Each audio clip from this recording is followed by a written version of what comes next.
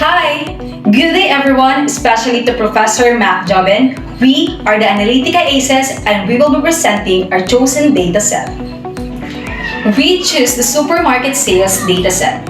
Supermarket sales refers to the revenue generated by a supermarket from the sales of numerous products to different types of customer. Supermarket sales are a crucial indicator of the supermarket's overall performance and success. Along with our program, Marketing Management, we decided to look for an available dataset online about supermarket sales to gain valuable insights into customer behavior, popular products, seasonal trends, and overall market dynamics. Because these factors will directly impact the profitability and growth of the business. Our objective is to segment the data to get a deeper understanding of the connections between different customer groups, product categories, or geographical region.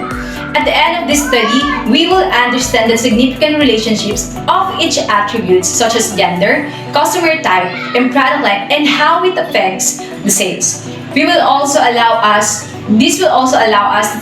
to know what marketing strategies are tailored to target specific groups. Now, let's proceed to data understanding. Here in data understanding, we will learn about the attributes that are shown in our data sets. So first, there's a branch, wherein it is a branch of supercenters. There are 3 branches area available identified by 1, 2, and 3.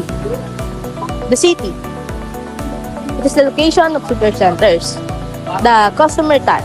It is a record members for customers using member card and normal for without member card. The gender. It is a type of customer if there are female or male.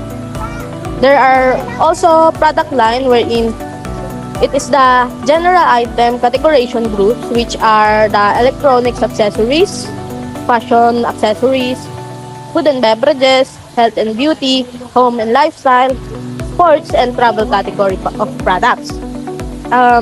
There's also unit price. It is the price of product in dollar form.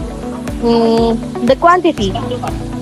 There are number of products purchased by customers, wherein there's also a tax, wherein there's 5% tax fee for customers buying. Total. It is the total price including the tax. Payment. It is a payment method used by the customers. There are 3 methods that are available, which is the cash, credit card, and e-wallets. Also, we can see there the COGS or the cost of goods sold and the gross margin percentage and the gross incomes. And lastly, the ratings. It is the customer satisfaction rating on their overall shopping experience, wherein they can rate it on a scale of 1 to 10. Now, let's proceed to the data preparation. This is the data of supermarket sales. We conducted data pre-processing and we found out that data in row are in total of 1,000 and 17 columns attributes, which is mentioned earlier.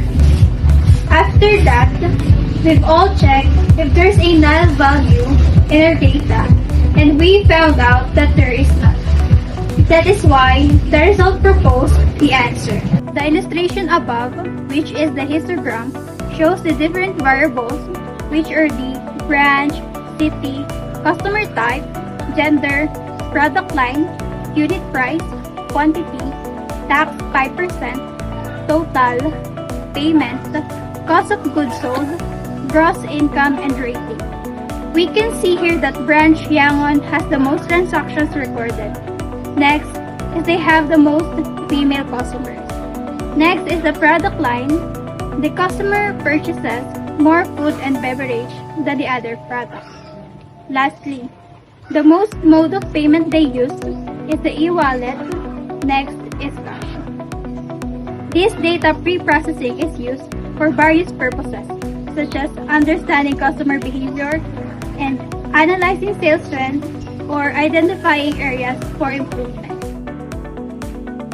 Moving on to the next one, the density plot.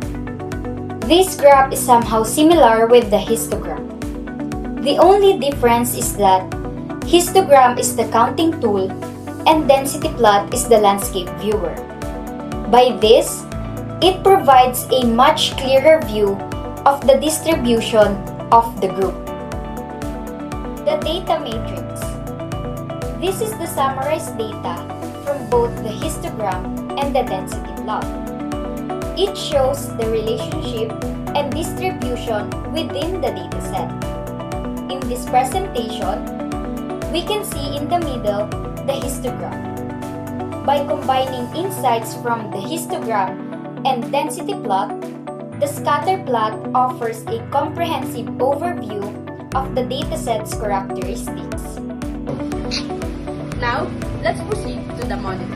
In modeling, the correlation matrix was created in Python, as correlation coefficient will be used to measure the strength of the relationship between each possible set of attributes in the datasets. Because we have 11 attributes in this data, our matrix is 13 columns wide by 13 rows tall. All other pairs of attributes will be a correlation coefficient of less than 1. Correlation coefficient will fall somewhere between -1 and... For the evaluations, considering the relationship between the gender, type of customer, product line, and gross income, the correlation coefficient is a -0.01 to -0.05. Therefore, the absolute correlation coefficient has a very weak strength or simply no correlation at all.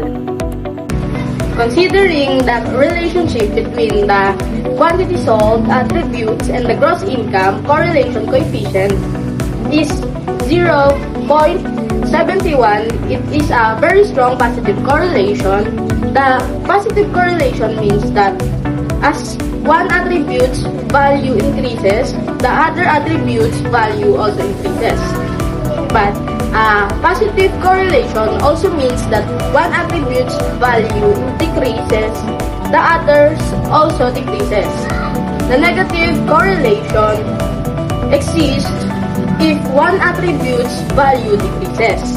Our third point for evaluation is considering the relationship between the unit price attribute and the gross income attribute.